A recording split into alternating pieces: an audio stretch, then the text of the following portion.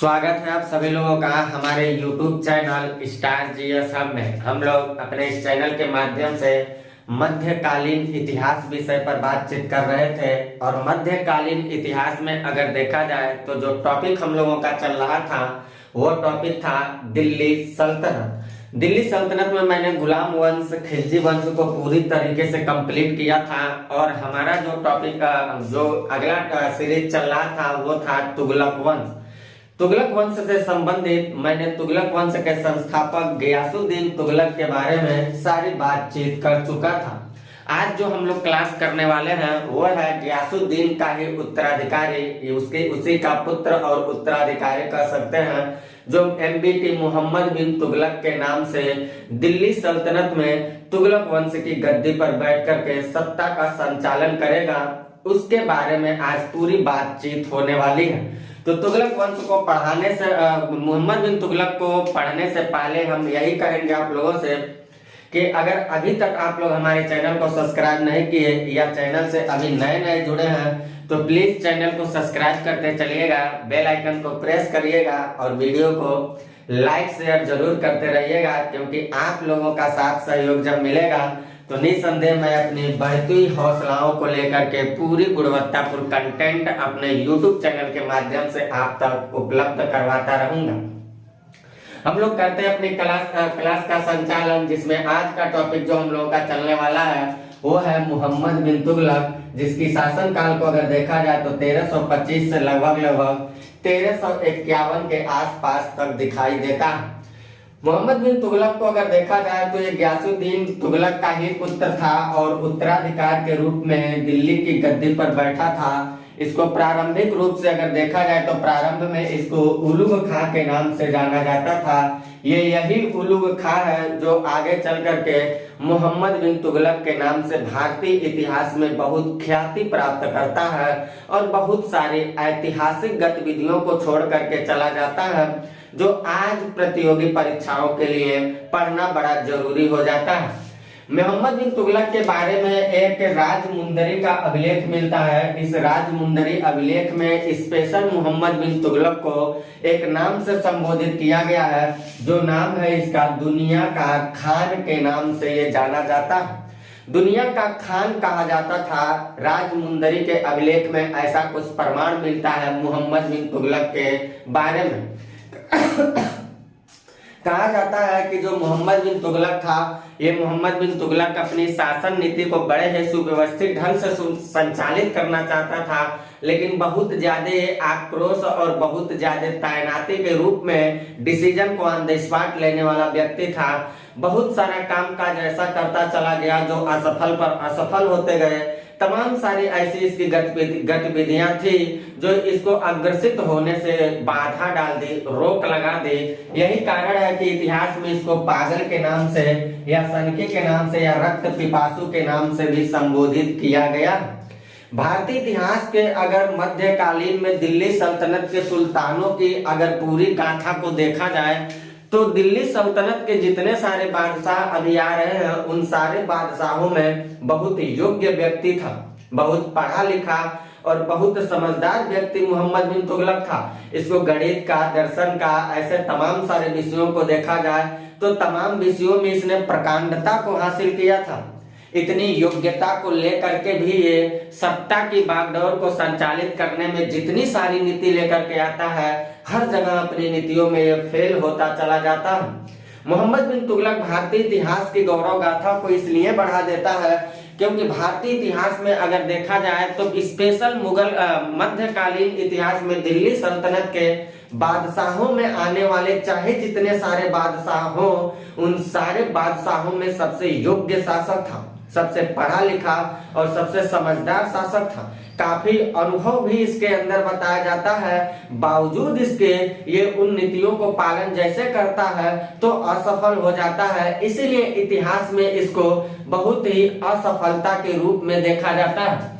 कहा जाता है कि ये अलाउद्दीन खिलजी जिस तरह से खलीफा की स्वीकृति को स्वीकार नहीं किया था, उसी तरह से अलाउद्दीन की ही तरह इसने भी खलीफा की स्वीकृति को स्वीकार नहीं किया और साथ ही साथ किसी भी उलेमा वर्ग का इसने सहयोग नहीं लिया था। ये दो बात इसका आपको याद रखना है।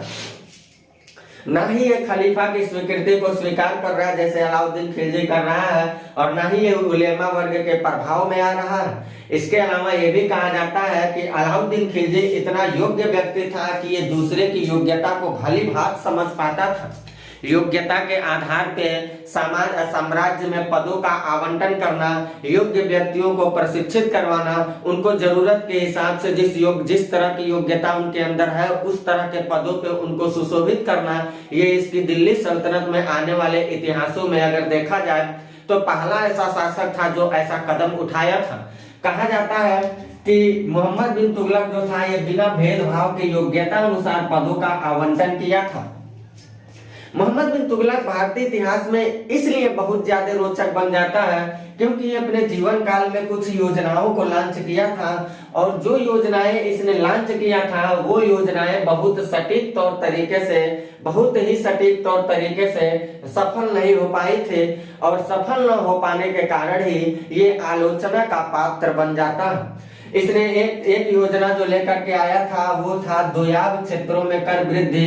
दोयाब क्षेत्र जो होता है, दोयाब का मतलब होता है दो नदियों के बीच की भूभाग जो होती है, दो नदियों के बीच का जो भूभाग होता है उसको दोआब कहा जाता है, और ये बड़ा उपजाऊपन क्षेत्र माना जाता है क्योंकि यहाँ पर जलोढ़ मृदा की काफी ज्यादा मात्रा देखी जाती है। उपजाऊपन के क्षेत्र से देखा जाए तो दोयाब जो क्षेत्र होते हैं काफी उपजाऊपन क्षेत्र माने जाते हैं। उस दोयाब क्षेत्रों में क्या करता है, ये कर को बढ़ा देता है, और कर को बढ़ाता कितना है, सीधे 50% कर को बढ़ा देता है, यानी कि 1/2 हिस्सा को बढ़ा देता है।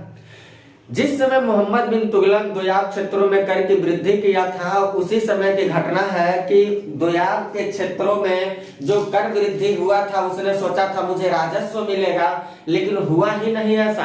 प्रकृति की भयावह जो आपदा आई थी उसमें बताया जाता है कि सूखा और अकाल जैसे मरमर की स्थिति आ चुके थे, और सूखा हो जाने के वजह से ही फसल काफी ज्यादा नष्ट हो चुके थे। फसलों के नष्ट हो जाने के बाद बादशाह के द्वारा लगाए गए कर को किसान किस तरह से दे पाएगा, किसानों के अंदर ये बड़ी समस्या की बात आ गई थी। इसलिए मोहम्मद बिन तुगलक ने जो अपनी ये नीति को जारी किया था उस नीति में ये पहले ही फेल हो जाता। इस नीति को 1326-27 के आसपास लागू किया था, और जैसे इस नीति में वो फेल हो जाता है तो क्या करता है, किसानों के हित के लिए अब काम करना शुरू कर दिया। उसने कृषि विभाग खोल दिया था जिसका नाम आता है अमीर-ए-कोही। अक्सर एग्जाम में पूछा जाता है अमीर-ए-कोही क्या था, कृषि विभाग था। कृषि एग्रीकल्चरल डिपार्टमेंट की उसने स्थापना किया था जो अमीर-ए-कोही के नाम से चर्चित था। दूसरा क्या कर रहा है, अपनी राजधानी को परिवर्तन करने का निर्णय लिया था, जो उसने दूसरा काम किया था। और ये निर्णय जो ले रहा है ये 1326-27 के आसपास इस निर्णय को भी लिया था, और उसका निर्णय क्या था, राजधानी जो उसकी थी दिल्ली, इस दिल्ली से सीधे दौलताबाद लेके चल रहा है। जो देवगिरी थी वही देवगिरी आगे चल के दौलताबाद बन जाती है, तो दिल्ली से वो दौलताबाद राजधानी लेकर के चला जाने का निर्णय लिया, लेकिन इसमें भी उसने सफलता को हासिल नहीं कर पाया। इसके बारे में क्या कहा जाता है, बहुत ज्यादा सफलता को ये हासिल नहीं कर पाता है। इसके बारे में दो इतिहासकारों का बड़ा अकाट्य बात आता है। पहला इतिहासकार आते हैं बर्नी आते हैं। बर्नी ये कह रहे हैं कि जो देवगिरी का क्षेत्र था, यही देवगिरी दौलताबाद के नाम से आगे चर्चित हो जाता है। तो बर्नी ये कहते हैं कि जो देवगिरी का क्षेत्र था ये साम्राज्य का केंद्र बिंदु था। इसलिए जो मोहम्मद बिन तुगलक था, एमबीटी था, उसकी चाहत थी कि हम देवगिरी पे सत्ता को क्या करें, अपनी राजधानी को स्थापित करें। वही इब्न बतूता जैसे एक विदेशी यात्री अपने यात्रा विवरण में वर्णन करते हुए बताता है कि दिल्ली की जनता जो थी वो मोहम्मद बिन तुगलक को बहुत ज्यादा असम्मान पत्र लिखती थी। उसको असम्मान पत्र लिखने की वजह से मोहम्मद बिन तुगलक इस बात से काफी चिंतित था, काफी दुखित था। यही कारण है कि मोहम्मद बिन तुगलक ने दिल्ली से राजधानी को दौलताबाद निर्णय लिया ले जाने का, ताकि दिल्ली के लोगों को वो दंडित कर पाए। कुछ ऐसे मानना आता है कि उस मान्यता के आधार पे कहा जाता है कि उत्तर और दक्षिण भारत को अगर देखा जाए तो उत्तर और दक्षिण भारत के जो सामाजिक सांस्कृतिक गतिविधियां थी, उस सामाजिक और सांस्कृतिक गतिविधियों में समन्वय स्थापित करना चाहता था मोहम्मद बिन तुगलक। यही कारण है कि मोहम्मद बिन तुगलक अपनी राजधानी को सीधे ट्रांसफर करता है। वो सोचता है कि हम दिल्ली से अगर दौलताबाद में रहते हैं तो शायद हम उत्तर और दक्षिण दोनों क्षेत्रों को सामंजस्य करके रख पाएंगे, दोनों क्षेत्रों की सांस्कृतिक और सामाजिक गतिविधियों को बहुत सुचारू रूप से संचालित कर पाएंगे। इस उद्देश्य से उसने राजधानी को ट्रांसफर करने का निर्णय लिया, ये कुछ लोगों का मानना है। तीसरा जो काम कर रहा है अपने योजनाओं में वो है सांकेतिक मुद्रा का प्रचलन। सांकेतिक मुद्रा का वो प्रचलन करता है 1329-30 के आसपास में, और बताया जाता है इतिहासकार फरिश्ता के अनुसार कि उसने पीतल के सिक्के चलाया, और इतिहासकार बर्नी कहते हैं कि तांबा का सिक्का चलाया। इन दो तरह के सिक्के का वो क्या किया, नवीन सिक्का चलवाने का निर्णय लिया। और ये जो सिक्का चलवाने का ये निर्णय ले रहा है, ये स्पेशल चीन देश से और ईरान देश से ये काफी प्रभावित होकर के लिया था। जब इसने अपने निर्णय में ये दिया कि हमें तांबा और पीतल का सिक्का चलाने के लिए, तो साम्राज्य के जो लोग थे अपने घरों में पड़े हुए तांबे और पीतल के जो धातु थे, उन धातुओं को टकसाला बना बना के, सिक्के बना बना के राज्य में लगे संचालित करने। धीरे धीरे राज्य की जो वास्तविक पैसे थी राजकोष की, वो राजकोष की पैसे धीरे धीरे समाप्त हो गई, क्योंकि लोग फर्जीवाड़ा पैसे का संचालन करके क्रय विक्रय करने लगे। यानी कि देखा जाए तो मोहम्मद बिन तुगलक के राजकोष में जो पैसा जा करके उपस्थित हो गया, धीरे धीरे वो पैसा टोटल डुप्लीकेट चला गया पीतल और तांबे का। क्योंकि पीतल और तांबे का पैसा अगर चलन में डाल देंगे तो 1 से 2, 2 से 3, 3 से 4 लोगों के हाथों जाते जाते एक समय तो आएगा जब पैसा सीधे राजकोष तक पहुंचेगा। जब राजकोष तक पैसा पहुंचा तो मोहम्मद बिन तुगलक की जितनी सारी विदेश नीतियां थी, वो सारी की सारी विदेश नीति धरी की धरी रह गई। वैसे उसकी विदेश नीति ऐसे फेल कर गई, क्योंकि वो अपने डोमेस्टिक मार्केट में तो इन सिक्कों का संचालन करवा सकता है, लेकिन किसी दूसरे देश के साथ अगर किसी वस्तु को लेना पड़ेगा उसको, तो वहां तो उन सिक्कों का संचालन नहीं करवाया जाएगा। इसलिए मोहम्मद बिन तुगलक की ये जो नीति थी, ये पूरी तौर तरीके से उसकी अर्थव्यवस्था को धाराशाही कर दिया, और मोहम्मद बिन तुगलक एकदम कमजोर और अर्थहीन व्यक्ति बन गया। उसकी अर्थव्यवस्था ही टोटल का टोटल, उसकी राजस्व धाराशाही हो गया। इस काम को देख करके, सांकेतिक मुद्रा के प्रचलन वाली नीति को देख करके इतिहासकार कहते हैं एडवर्ड टॉमस। ये एडवर्ड टॉमस काफी प्रभावित होते हैं और एनबीटी को कहते हैं कि वास्तव में दिल्ली के सुल्तानों में आए हुए बादशाहों में देखा जाए तो जो मोहम्मद बिन तुगलक था वो काफी धनवान व्यक्ति था, यानी उसको धनवानों के राजकुमार के रूप में भी संबोधित करते हैं। धनवानों के राजकुमार इसलिए कहे क्योंकि वो बहुत ही बावला तरीके से नई नियम का संचालन कर रहा है। कोई भी राजा इस तरह के डिसीजन को नहीं ले सकता है। इसके अलावा अगर देखा जाए तो अपनी अगली जो योजना लेके आता है वो है खुरासन और कराची के अभियान करने के लिए। दरअसल बात यह था कि खुरासन और कराची जो क्षेत्र थे, ये मोहम्मद बिन तुगलक को विजिट करना बहुत जरूरी था। मोहम्मद बिन तुगलक अपनी राजस्व के सुधार के लिए अपनी बहुत सारे ऐसे अनायास तरीके से पाले हुए बातों को पूरा करने के लिए, या कह सकते हैं दुश्मनी वायदे को पूरा करने के लिए, मोहम्मद बिन तुगलक के सामने 2 बात आता है, खुरासन और कराची का अभियान करना। पहले वो चल रहा है कहाँ पे, एक खुरासन अभियान के लिए चल रहा है, और खुरासन के अभियान करने के लिए पहले से ही वो क्या किया, नियम बनाना शुरू कर दिया। और वो नियम ये बनाया था कि खुरासन अभियान 1 साल बाद अभी होने वाला है, तो 1 साल पहले ही वो क्या कर रहा है, 1 साल पहले ही लगभग 3,70,000 सेनाओं को एडवांस सैलरी दे देता है। 1 साल पहले ही, 1 साल पहले वो 3,70,000 सेनाओं को एडवांस सैलरी दे देता है, इसलिए कि आप लोग खाइए पीजिए शरीर बनाइए, क्योंकि 1 साल के बाद हमें खुरासन पर अभियान करना। और खुरासन अभियान के लिए जैसे वो पैसा इतना दे देता है, इतनी सेनाओं को एडवांस पैसा बांट देता है, तो होता क्या है, खुरासन के साथ राजनीतिक जो मतभेद चल रहे थे, वो राजनीतिक मतभेद मोहम्मद बिन तुगलक के पक्ष में ही समझौता के साथ समाप्त हो गए।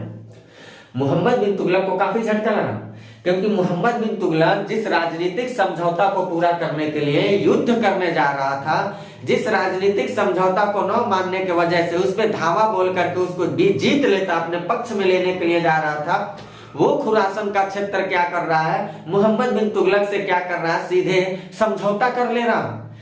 अब मोहम्मद बिन तुगलक जब समझौता पे मान गया तो मोहम्मद बिन तुगलक ने जो 1 साल का एडवांस पैसा 3,70,000 सेनाओं को दिया था, वो पैसा तो उसका बेफजूल का हो गया, बिना मतलब का हो गया, इसलिए उसकी अर्थव्यवस्था धाराशाही हो गई। दूसरा काम क्या करता है, कराची का अभियान के लिए वो क्या करता है, सभी सेना को भेजता है, काफी सेनाओं को कराची के क्षेत्रों में भेजता है। और ये सेनाएं जब कराची क्षेत्र के लिए निकलती हैं तो काफी पहाड़ी, पर्वतीय और घाटिया एरियाई क्षेत्र थे। पर्वतों पहाड़ों से गुजर करके कराची के क्षेत्रों में जाकर के अभियान करने के लिए बहुत सेनाओं को गठित करके सेना का नेतृत्व करते हुए उसने भेज तो दिया, लेकिन उन पहाड़ी और जंगली एरियाओं में सेनाएं जाकर के सीधे तितर बितर हो गई, सेनाएं बिखर गई और पता चला कि कराची तक पहुंचते पहुंचते मात्र 3 सेना बची थी। अब 3 सेना कराची को कैसे जीत सकती है, ये तो मोहम्मद बिन तुगलक की सेना ही बता पाएगी। इसलिए देखा जाए तो खुरासन और कराची जैसे दो जो उसने चौथी लॉन्च कर रहा है, वो दोनों को दोनों भी असफल हो गए।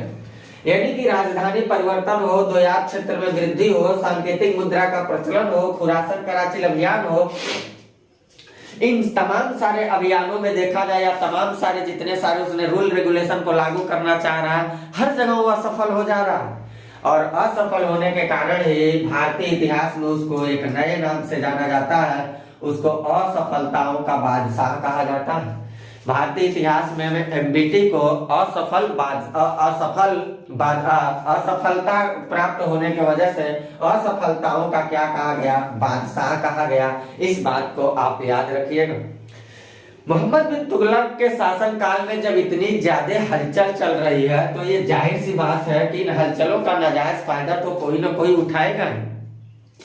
किसी परिवार में अगर बहुत ज्यादा हलचल चलेगा, किसी परिवार के सारे सदस्य अगर तितर बितर होंगे, तो ये जाहिर सी बात है परिवार का पड़ोसी जो होगा उसका नाजायज फायदा तो उठाएगा ही उठाएगा। ये तो पूरा ऐतिहासिक बात है। अगर देखा जाए तो मोहम्मद बिन तुगलक के शासनकाल में जो हलचल चल रहा है, इन हलचलों का नाजायज फायदा भी उठाया गया। इन हलचलों का नाजायज फायदा ये उठाया गया कि मोहम्मद बिन तुगलक के शासनकाल में 2 बड़े बड़े स्वतंत्र राज्यों का उदय हो गया। छोटे छोटे राज्यों का तो उदय हो ही रहा है, जो बड़े स्तर पे स्वतंत्र राज्यों का उदय हो जा रहा है, एक महाराष्ट्र के क्षेत्र में और एक कर्नाटका के क्षेत्र में। अगर देखा जाए तो 2 बड़े जो राज्य उदय हुए उसमें एक राज्य जो आता है वो विजयनगर साम्राज्य आता है। हरिहर और बुक्का नामक 2 भाई मिलते हैं। इसको हम अलग से एक टॉपिक पढ़ाएंगे, विजयनगर साम्राज्य, तो वहां हम पढ़ाएंगे इसको सारी बातें। वैसे मैंने एक शॉर्ट वीडियो डाला, अगर मेरा शॉर्ट वीडियो आप देखते हो तो वहां देखिएगा। एक लाइन वाले एग्जाम में जितने सारे विजयनगर से सवाल पूछे जाएंगे, मैंने सबके सब बातें कर दिया कि विजयनगर क्या है, जीत का शहर है, हरिहर बुक्का के बारे में बताया, तुंगभद्रा नदी के तट पे बताया, हम्पी राजधानी बताया, संगम सालू तुलुवन, एक कई मिनट में मैंने सारी बातों को लिख कर कैसे दिया। अगर शॉर्ट वीडियो मेरा देखते होंगे तो आप देखिएगा, 1 डे एग्जाम के लायक सारी बातें दी।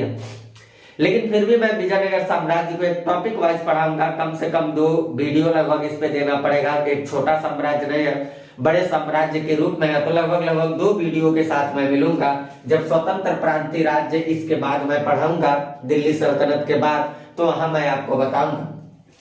तो विजयनगर साम्राज्य इसी के समय स्वतंत्र हो गया और 1336 में और 1347 में बहमनी साम्राज्य स्वतंत्र हो जाता है अलाउद्दीन बहमन शाह के नेतृत्व में। अलाउद्दीन बहमन शाह के नेतृत्व में तो ये बहमनी साम्राज्य भी अलग से हम लोग पढ़ेंगे, विजयनगर भी पढ़ेंगे।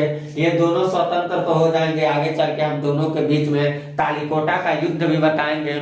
तालिकोटा का युद्ध जो हुआ था इन दोनों के बीच में, मैं सारी कहानी वहां बातचीत करूंगा आपसे। मोहम्मद बिन तुगलक के शासनकाल में 1333 के आसपास की घटना है। एक विदेशी यात्री आता है, इब्न बतूता।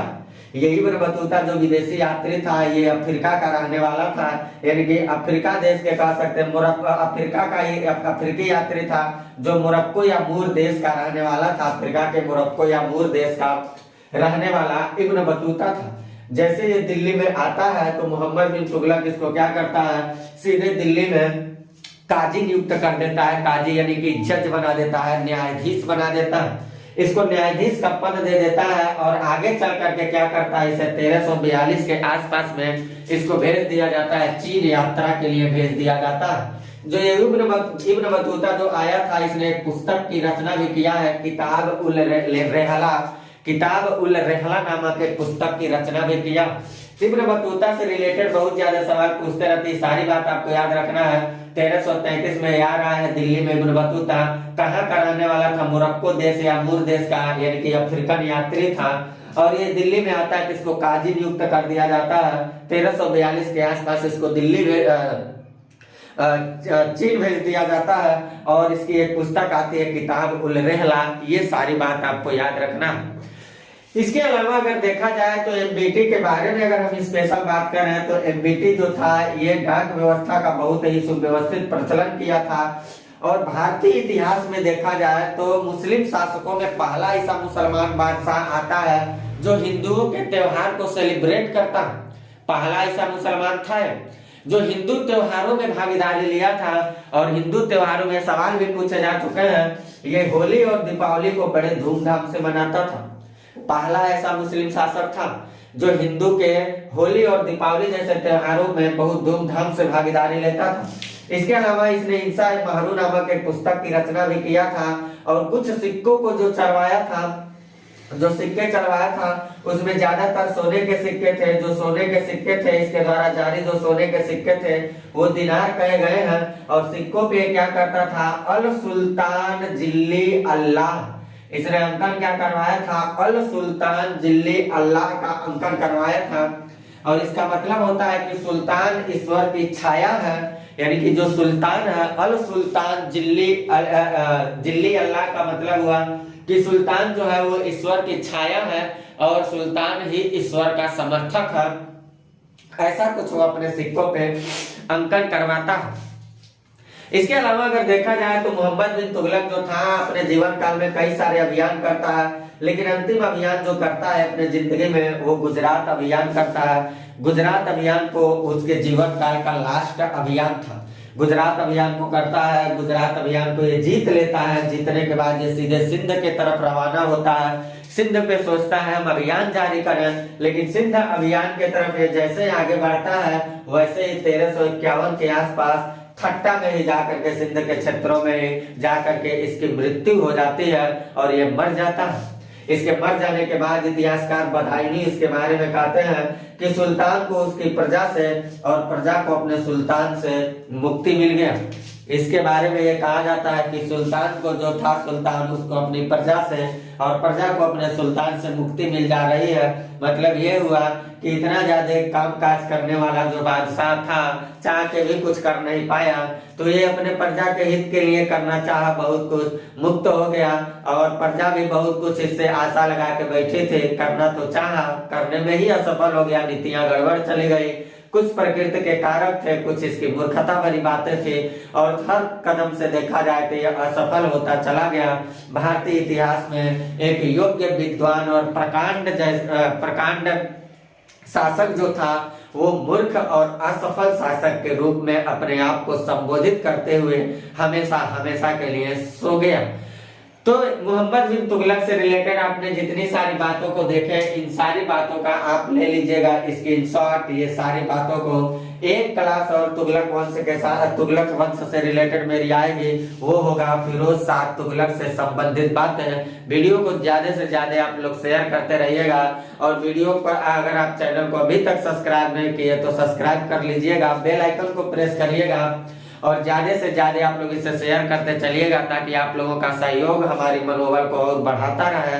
मिलता हूं मैं अपनी अगली क्लास में, जब मैं तुगलक वंश के अंतिम बादशाह देखा जाए तो पढ़ेंगे हम लोग फिरोज शाह तुगलक जो मुख्य अंतिम बादशाह के रूप में आएगा। और उसी समय हम लोग तुगलक वंश के पतन को पढ़ते हुए वही तुगलक वंश की क्लास को कल हम लोग करेंगे कंप्लीट। तब तक के लिए लेता हूं इजाजत, बाय, बेस्ट ऑफ लक।